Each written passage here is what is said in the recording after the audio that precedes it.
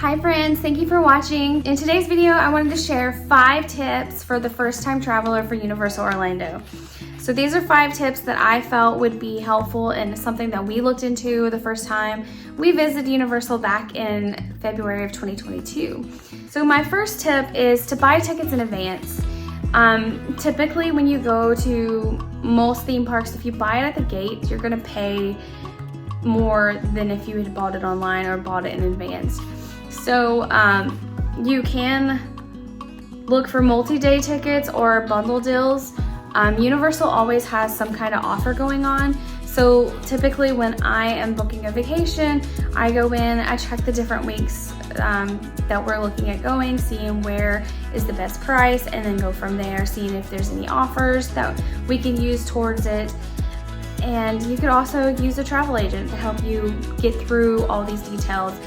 We would love to help you at Let's Make Memories Travel if you need help planning your next Universal vacation. We specialize in all things Universal, Disney, and cruise lines. Tip number 2, make sure you download the Universal app. There's a lot of great things you can use within the Universal app. It'll show you wait times, and we'll put it up on the screen here. You can go through and scroll, see the wait times for the different attractions, the shows, go and see all the restaurants. What's really great is for several of those restaurants, they have mobile order. So you can use the app to order right in and then go over to the side where there'll be a sign that says mobile order and pick up your order there.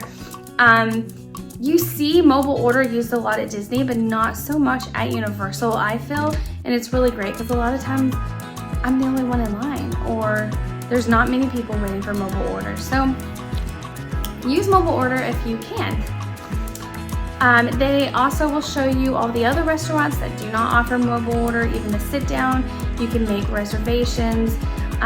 There's a lot of great things you can use the app for. You can go in and pick the sites you want to see, so it shows that on you. You can go in and set alarms to tell you when the wait times changes. Universal has a great app. Highly recommend downloading it and getting familiar with it while you're in the parks. Tip number 3, make sure you arrive early. We like to try to get there at least 30 minutes early. That way we can get in line, because everybody kind of lines up there at the front of the gate prior to the gates opening. And sometimes they may open the gates like a few minutes early. Sometimes they don't. But that way you're lined up, and then you can walk to the first attraction that you want to see along with everybody else. Depending on which location you're going to, if you're going to Universal Studios Florida, if you're going to Islands Adventure. They each have a little section that's open for early park admission, and then the rest of the park would open with regular park times. The other part that's great about getting there early is it can help you maximize your day, and in that, a lot of times in the morning there will be shorter wait times for those attractions. Tip number 4, staying on site. So staying on site versus staying off site, we have done both. There are some great hotels right there by Universal, but we really enjoy staying on site because there's some great perks coming with staying on site, especially on where you stay. So if you stay in the Universal top tier, you can get express passes. That's included with your room for everybody in your room for all the days that you are there, including check-in day. If you don't stay at the top ones, there's still great perks at the other hotels. We have stayed at Cabana Bay, as I mentioned before. On our next trip coming up, we are going to be staying at Dockside. And what we love about the staying on site is we get free transportation to the parks. So depending on the hotel, you can either walk to the park, you can utilize the water taxi, or there's the buses that will take you. Also, the great thing about staying on site is you get early access. One of the parks, typically Islands of Adventure, will open an hour prior to the rest of the park opening. And for those guests that stay on site, they get to go in early. Tip number 5, make sure that you experience both parks. Talking with people that we know, most, I don't think, realize how great both parks are.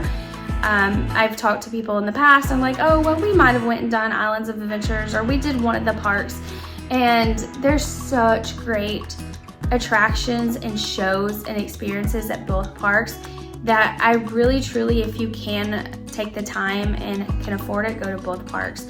especially if you're a huge Wizarding World fan, because you've got to have a ticket or a ticket that allows park to park so you can take the Hogwarts Express over to the other park.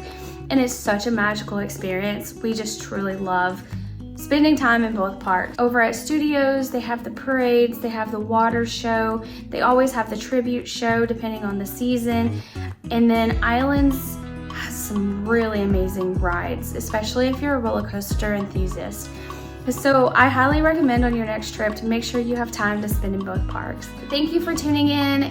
Let me know if you have any questions, if we can help you plan your next travel, and we'll get back to you in the next video with more tips for Universal Orlando. Bye.